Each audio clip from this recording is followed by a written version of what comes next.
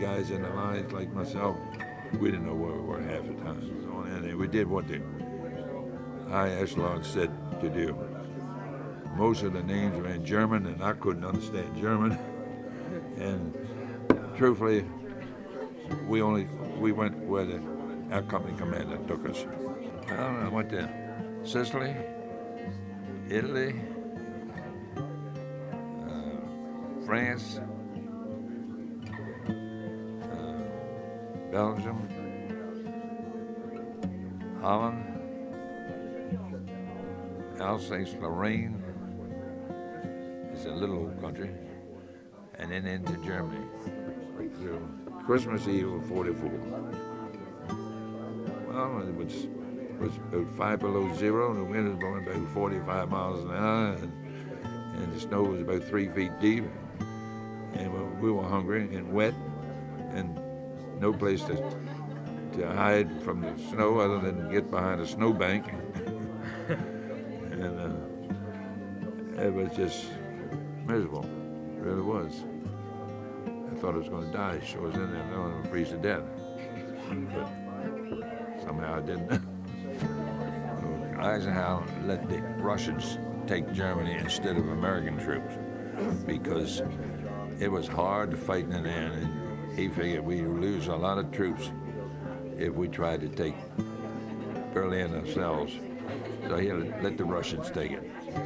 And the Germans would surrender to Americans faster than they would surrender to the Germans. I mean, to the Russians. They didn't like the Russians at all. So, anyway, that's the way it was. Eat whenever you could, huh? Never knew when you were going to have a chance to eat. And K rations, and you had a can that looked like Campbell's soup, and a can of, it would be beef in there, sometimes macaroni and some cheese thrown in with it. My wife and I had a little code made up between us, and if I would say certain things, she would know I was in a certain place. They would censor where you were, what town you were close to, what division you were in, and anything that would help the enemy. And then after the war, I stayed in for a total of 20 years of active duty, 20 years in the Air Force. And I was in Strategic Air Command most of the time, and you know, flying bombers, training, and all that things that go with it. The close friendship I have with people in the service was when we were in flying school, going through training, trying to get our wings.